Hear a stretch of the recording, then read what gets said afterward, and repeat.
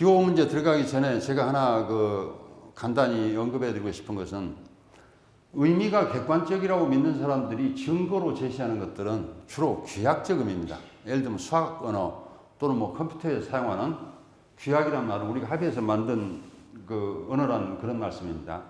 이 언어를 사용하면 언어는 기호의 조작이 돼서 객관적으로 작동하는 것처럼 그렇게 이해될 수 있죠. 그런데 우리 실제 언어, 우리 일상 언어 또는 자연 언어는 이런 구조를 갖고 있지 않다는 겁니다. 그러니까 귀약적 의미에 초점을 맞추면 우리 의미가 객관적이 아닐까라는 생각을 하게 되고 자꾸만 이런 증거를 제시하고 싶어지겠죠. 그런데 실제 우리 자연 언어는 자연적 의미, 제가 이렇게 편의상 이렇게 구분해 봤는데 일상 언어적 의미는 개개인의 기호적 경험을 통해서 주어지기 때문에 이것이 합치될 가능성이 거의 전무합니다. 또 합치된다 하더라도 우리가 확인할 방식이 없습니다. 그러니까 지금 이제 본론은 들어가서 다시 한번 설명드리겠습니다만 우리가 어떤 사물을 보고 어떤 의미를 가진다고 했을 때 이 의미가 합치되는지 안 되는지를 판정할 수 있는 장치가 우리에게는 없습니다. 그러니까 동일한 의미를 갖는다라고 믿을 만한 근거도 없고 실제로 행동 방식도 상당히 다르게 나타나죠.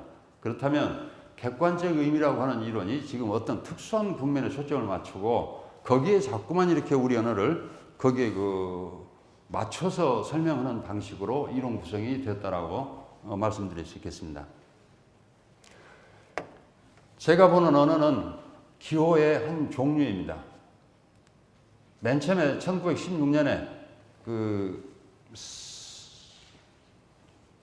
언어학자 소시르가 언어학을 처음으로 개념화했기도 하고 또 기호학의 아버지라고도 부르기도 하고 언어학과 기호학의 관계가 뭘까에 관해서 상당한 논란도 있었던 것 같아요.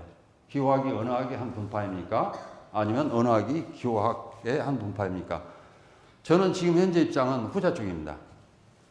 기호학을 제가 제시하는 것은 아니지만은 기호적 경험이라는 것의 성격을 체험주의적 시각에서 분석해 보면 언어는 분명히 기호적 경험의 한 양상이고 거기에 동원되는 기표의 한 시스템입니다. 그래서 제가 지금 우선 기호로서의 언어 이렇게 지금 제목을 제시해 봤고요. 첫째, 언어는 기호체계라는 겁니다. 여기에서 이제 두 번째 굉장히 새로운 개념이 등장을 하는데 언어 사용자는 소리나 문자 형태의 기표입니다. 우리가 지금 단어를 말로 하거나 또는 글로 썼을 때 그것은 물리적인 형태예요. 거기에 자신의 특정한 경험 내용을 사상하는 겁니다. 이 사상이라는 말이 오늘 강의의 이제 핵심적인 키워드가 될 텐데 제가 지금 미리 다 설명드릴 수는 없지만 사상이라는 것은 내가 갖고 있는 지금까지 보고 듣고 배운 것 그 일부를 어디엔가 지금 덮어 씌우는 것입니다.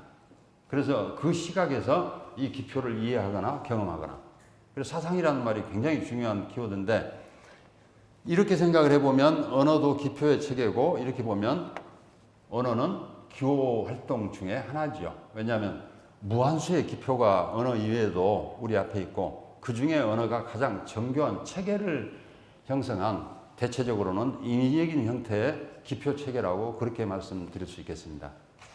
예를 들어서 나무라는 글자, 소리를 이렇게 나무라고 내거나 나무라는 글자를 사용하거나 이 기표에 나무 경험의 일부를 사상합니다. 내가 나무에 관해서 갖고 있는 어떤 경험, 다양한 경험이 있겠죠. 나무에 관한 기억이 있을 수도 있죠.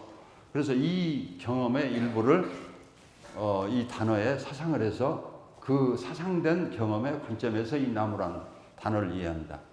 문제는 이 사상이 부분적이라는 겁니다. 내가 갖고 있는 나무 경험 전체를 사상할 방식도 없고 또 내가 갖고 있는 나무 경험이 다른 사람의 나무 경험과 동일할 리도 없고 그러니까 사상관계는 굉장히 불안정합니다. 기본적으로 이렇게 해서 얻어지는 기호적 경험은 기본적으로 본성상 사적입니다. 그걸 공유할 방식이 없어요. 다른 사람과.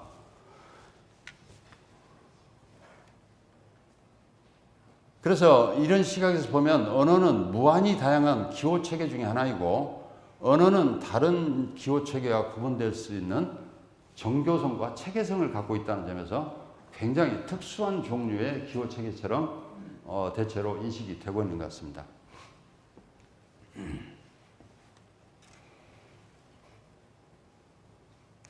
경험의 유표성이라는 태제는 아마 처음 들어보셨을 것으로 생각을 합니다.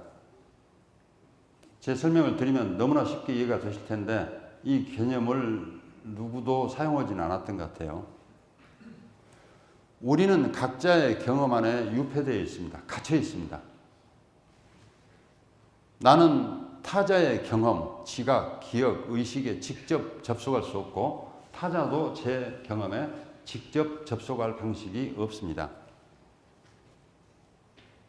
문제는 어디 있는가 하면 이 모든 유기체가, 모든 생명체가 자기 경험 안에 갇힌 채로 생존할 수가 없다는 겁니다.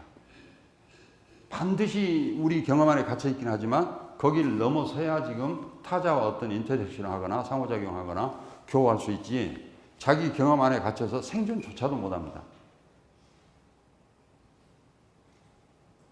이 말씀은 이 세계 안에 지금 뭐 내가 물고기를 잡아먹고 싶다 또는 뭐 농사를 지어서 쌀을 얻고 싶다 이 쌀의 미래에 대해서 어떤 지금 기호적인 추론을 해야지요. 이 물고기의 이동 방향에 대해서 예측할 수 있어야 잡을 수 있죠. 그러니까 내 경험 안에 갇힌 상태로는 기본적인 생존도 쉽지 않죠. 물리적인 대상 조작하는 것도 간단치 않죠. 예를 들면 제가 이거 한번 떨어뜨렸으면 다음번에 어느 정도 힘을 줘야 안 떨어지는지를 제가 알고 있어야 이 다음 행동을 결정할 수 있습니다. 우리가 일회적으로 이 물리적으로 지금 떨어지면 떨어지고 다시 주워서 그렇게 하지 않죠.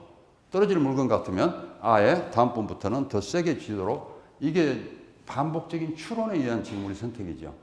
우리는 어려서부터 지금 이걸 습관적으로 해왔기 때문에 자동적으로 우리는 물건을 쥐고 잡고 높은 거 넘어설 수 있고 이렇게 생각하지만 반복적인 예상, 내가 어느 정도 힘을 줘서 높이로 뛰어 올라야 이 계단을 올라올 수 있을 것인지 그렇지 않으면 넘어집니다. 근데 이례적으로 하는 것이 아니죠. 반복적으로 패턴화시키고 그 다음 이 계단이 내가 한 걸음에 뛰어오르기 위해서는 어느 정도 힘을 주고 뛰어올라야 되고 이런 반복적인 훈련에는 기호적인 축적이 있는 겁니다.